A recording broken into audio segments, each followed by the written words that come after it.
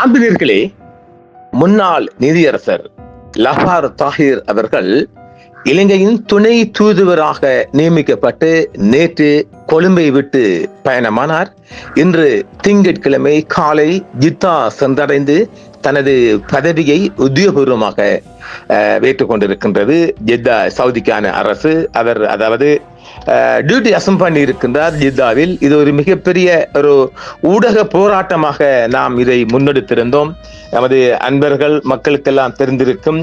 அவர்களுக்கு president court of appeal பிரசிடண்டாக acting தான் கொடுத்திருந்தார்கள். அதை நாம் மிக பல இடங்களில் கண்டித்திருந்தோம். பல இடங்களில் நாம் அதை ஜேவிபியின் தலைமையகத்துக்கு எடுத்து சொல்லி இருந்தோம். ஆனால் ஜேவிபியின் ஒரு சித்திரவதை என்னவென்றால், பொறுமையின் பரிசாகத்தான் சில விடயங்களை கையாளுகின்றார் சுப்ரீம் லீடர் டெல்வின் சில்வா. அவருக்கு இவ்விடத்தில் நாம் ஒரு மனதார இந்த ஊடகத்தின் வாயிலாக ஒரு மிகப்பெரிய வாழ்த்துக்களை இந்த சமூகத்தின் சார்பாக நாம் தெரிவித்துக் கொள்கின்றோம். ஏனெனில் மிகப்பெரிய நினைக்கிற ஒரு 7 காணொலியாவது நாம் இதற்காக செய்திருப்போம். ஏனெனில் மிகப்பெரிய அநியாயம் ஒன்று நடந்தது. அதற்கான காரணம் அதற்குள் இருக்கின்ற 2 முஸ்லீம் தான், வேற யாரும் கிடையாது. அதாவது நீதியரசர் லஃபார் தாஹிர் அவர்களுக்கு சுப்ரீம் கோர்ட் ஜட்ஜ் நியமனம் கொடுக்க கூடா என்று நாடாளுமன்றத்தில் இருக்கின்ற ஒரு முக்கியமான ஒரு முஸ்லீம் எம்பியும் இன்னும் இந்த துறையில் இருக்கின்ற முக்கியமான நபர் எல்லாமே அம்பாரக்காரங்க தான்.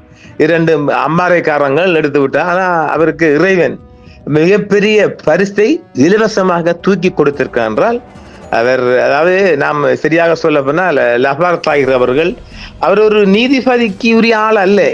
மிகவும் ஒரு பணிவான அன்பும் கொண்டவர். பணிவு, அன்பு, நேசம்படி எல்லாமே சொல்லலாம். அவரை பத்தி சொல்லணும்னா நிறைய சொல்லலாம்.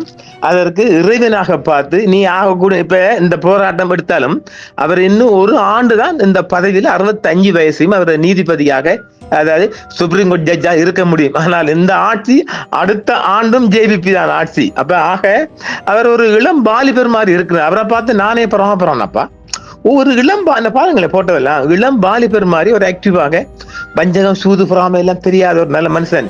ஆனால் லஃபார் அவர்கள் இந்த சமூகத்துக்கு மாத்திரமல்ல, அரச பதவி வைக்கின்ற எல்லோருக்கும் தலைக்கான பிடிச்சி ஆடுகின்ற வானத்தால் வந்த தூதுவர் போன்று ஆடுகின்றவர்களுக்கெல்லாம் உண்மையிலேயே எனக்கு இங்க மாமன் மச்சம் கிடையாது. லஃபார் தாஹிர் ஒரு எடுத்துக்காட்டை தான் நான் பார்ப்பேன். நான் பார்த்த சந்திச்சேன். மிகவும் ஒரு சொப்டான ஆளுங்க.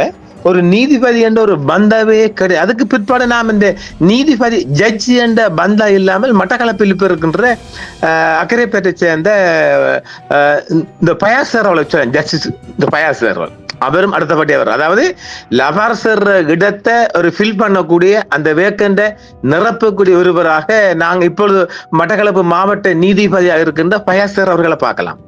அந்த அளவுக்கு இந்த ஒரு தலக்கணக்கு என்னங்க இருக்குது. இன்றைய போல நாளைக்கு போனோம் அப்படி ஒரு ஒரு ஒரு ஒரு தலக்கணம் இல்லாத ஒரு நீதிபதியாக பார்க்கின்றோம். இன்று 11ஆம் தேதி திங்கட்கிழமை ஜித்தாவுக்கான இலங்கை துணை தூதுவராக தனது கடமைகளை உத்தியோகபூர்வமாக ஜித்தாவில் அவர் பொறுப்பேற்றிருக்கின்றார். அவருக்கு நாம் மிகப்பெரிய வாழ்த்துக்களை இவ்விடத்தில் தெரிவித்துக் கொள்கின்றோம். இலங்கை துணை தூதுவராக பொறுப்பேற்காக நீதிபதி DM அஹமது லஃபார் அவர்கள் எந்த ஒரு நகர்வும் செய்யல, சரிங்களா? அதையும் நாம செஞ்சு கொள்வோம். அரசாங்கமாக பார்த்து தான் தேடி கொடுத்தார். அதை டெல்வின் சில்வா தான் பொறுப்படுத்திருக்கிறார். அவர் தான் செய்கின்றார். அவர் அளந்து நிறுத்து கொடுத்திருக்கிறார். அதை நாம் இனி சொல்ல தேவையிலேயே. சவுதி அரேபிய ராஜ்யத்தின் மக்கா கிளை வெளியுறவு அமைச்சகத்தின் சார்பாக முழு அதிகாரம் பெற்ற அமைச்சர் ஜலே முபாரக் அல் அனாசி அவர்களால் கிங் அப்துல் அசீஸ் சர்வதேச விமான நிலையத்தில் நீதிபதி லஃபார் அவர்களுக்கு உற்சாகமான வரவேற்பு அளிக்கப்பட்டது. இன்று காலை ஜெத்தாவில் நியமன துணை தூதுவரை வரவேற்பிற்காக தூதரக தலைவர் மௌதுசா லஃபீர் மற்றும் இலங்கை துணை தூதரகத்தின் சிரேஷ்ட அதிகாரிகளும் உடனிருந்து வரவேற்றார்கள். நீதிபதி லஃபார் அவர்களுக்கு மிகப்பெரிய ஒரு வாழ்த்துக்களை தெரிவிக்கின்றோம். ஒரு ஆக்டிவாக உற்சாகமாக அவர் ஈடுபடக்கூடியவர். அங்கிருந்து அவர் நிறைய செய்திகள் அனுப்ப வேண்டும். நாம் அதற்காக தயார் நிலையில் இருக்கின்றோம். ஏனெனில் மிகப்பெரிய ஒரு ஊடக போராட்டம் செஞ்சுக்கன்னு கூட சொல்லலாம். இதுல நாம வெற்றி கண்டிருக்கணும். எல்லா புகழும் இறைவனுக்கு. மல்வானையை பிறப்பிடமாகவும் அல் முபாரக் தேசிய பாடசாலையின் பழைய மாணவருமான இவர் நீதித்துறையில் உச்சம் வரை சென்று அண்மையில் ஓய்வு பெற்றிருந்தமை குறிப்பிடத்தக்கது. அவர் தானாக ஓய்வு பெறவில்லை, ஓய்வு பெற வச்சாங்க. எல்லாம் இறைவன் செயல். நம்ம கையில ஒண்ணுமே இல்லைங்க, எல்லாமே இறைவன் செயல். அவரே எதிர்பார்த்திருக்க மாட்டார். என்ன ஆகும்னா மேக்சிமம் 65 வயசு, இன்னும் 1 வருஷம் தான் டியூட்டியில இருந்துக்கலாம். இது மிகப்பெரிய டியூட்டி, அவருக்கு மிகப்பெரிய பொறுப்பு. எல்லா சமூகங்களுக்கும் அவர் விருந்து செய்யக்கூடிய வழிவகை பிறந்திருக்கின்றது, அதை நாங்கள் பார்க்கின்றோம். ஆக்டிவான ஒருத்தர், சோம்பர் இல்லை. நம்மாக்கள் நிறைய பேர் சாப்பாடு அடிச்சுட்டு படுப்பாங்களா, அதெல்லாம் அவர்கிட்ட கிடையாது. 4 மணிக்கு எழும்புற ஒருத்தர், 4 மணிக்கு தகஜத்துக்காக எழும்புற ஒருத்தர், அவர் ஆக்டிவான ஒருத்தர், யோக்கியம் செய்யக்கூடிய ஒருத்தர். இப்படி எல்லாமே அவர் வர்ணிக்கலாம் நிறைய. மிச்சம் போற்றக்கூடிய ஒரு இறைவன் அவருக்கு மிகப்பெரிய ஒரு ஒரு ஒரு வரப்பிரசாதம். நினைச்ச நேரம் உம்ரா, ஒவ்வொரு வருடமும் இலவச ஹஜ்ஜி, இப்ப அது VIP சேனல், இப்படி ஏகப்பட்ட ஒரு வரப்பிரசாதங்களும் அவருக்கு இறைவன் கொடுத்திருக்கின்றான். எத்தனை பேத்துக்கு வயிறறிமை தெரியல. நான் ஒரு வார்த்தை மட்டும் சொல்லுவேன், எனக்குன்னா அவருக்கு இந்த நீதிபதி கிடைச்சிருக்கவே கூடாது. ஏன்னா நான் வெளிப்படையா சொல்லுவோம், சுப்ரீம் கோர்ட்டுக்குள்ள அவர் ஒரு ஜூனியர் ஜட்ஜி தானே, மேக்சிமம் 2 இயர்ஸ் இருப்பார். இது அப்படி இல்லையே.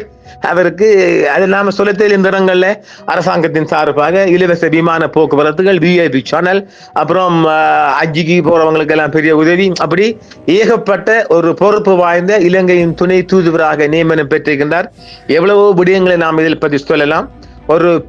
ஒரு பெருமை இல்லாத, ஒரு தலைக்கணம் இல்லாத மிகப்பெரிய ஒரு உச்சம் தொட்டம் இறைவன் அவருக்கு கொடுத்த ஒரு பரிசாகத்தான் நான் பார்க்கிறேன். ஆடாதாங்கடா, இந்த ஒரு பதவி இருக்குன்னு சொல்லி ஆடாதாங்க. ஒரு ஜபாசரை பார்த்து அவர் எவ்வளவு பணிவு தெரியுமா.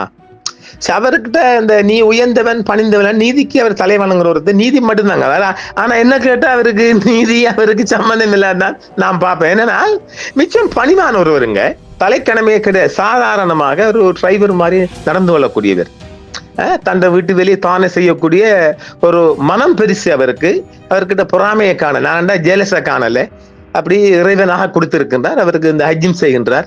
துவா செஞ்சு கொள்ளுங்க எல்லோருக்கும். அவர் ஒரு சிறப்பான பதவிக்கு இறைவன் பரிசாக கொடுத்திருக்கின்றான். என்ன கேட்டால் மீண்டும் சொல்வேன், அந்த 2 வருட நீதிபதி தேவையே கிடையாது, இதுதான் வேணும். எனவே இலங்கை மக்கள் அறியக்கூடிய அளவுக்கு அவர் செய்ய வேணும். நாம் இந்த செய்தியை உங்களுக்காக சமர்ப்பணம் செய்கின்றோம். தொடர்ச்சியாக பல செய்திகளும் வரலாம், பார்க்கலாம். அங்கிருந்து அவர் கடமையை உற்று நோக்குவோம், பார்ப்போம். மீண்டும் நாம் JVP அரசுக்கும் டெல்வின் சில்வா சுப்ரீம் லீடர், நம்ம சுப்ரீம் லீடர் டெல்வின் சில்வாவுக்கும் மனமார்ந்த இதய நிறைந்த நன்றிகளை கொடுத்து எல்லா புகழும் இறைவனுக்கு என்றும் லவரசருக்கும் ஒரு வாழ்த்து தெரிவித்து மீண்டும் ஏதாவது ஒரு காணொலி கிடைக்கின்ற போது இந்த விடயமாக சந்திப்போம் என்று விடைபெறுகின்ற நன்றி நேர்களே. வணக்கம். நம்ம புதிய அப்டேட்டும் அதிரடி செய்திகளும் உடனுக்குடன் பெற இப்பவே நம்ம வாட்ஸ்அப் சேனலை ஃபாலோ பண்ணுங்க. ஃபாலோ பண்றது எப்படி? இந்த வீடியோ டிஸ்கிரிப்ஷன்ல இருக்கிற லிங்கை கிளிக் பண்ணுங்க, நேரடியா சேனலுக்கே போயிடலாம். அதுக்கு பிறகு ஃபாலோ பட்டனை கிளிக் செய்யுங்க. முக்கியமா பெல் ஐகானை ஆன் பண்ணுங்க. அப்பதான் நம்ம புதிய வீடியோஸ் உடனே உங்களுக்கே வரும். Latest news, viral updates and exclusive videos எல்லாமே உடனுக்குடன் பெற இப்பவே ஃபாலோ பண்ணுங்க சன்ரைஸ் இந்தியா டிவி. என்றும் உங்களுடன் சன்ரைஸ் இந்தியா டிவி. சப்ஸ்கிரைப் பண்ணுங்கள், பெல் பட்டனையும் கிளிக் செய்யுங்கள். உங்கள் ஆதரவே எங்கள் சேவை. ஆதரவு தாருங்கள், அரவணைப்போம். மறக்காம சர்ப்ரைஸ் பண்ணுங்க. தேங்க்யூ.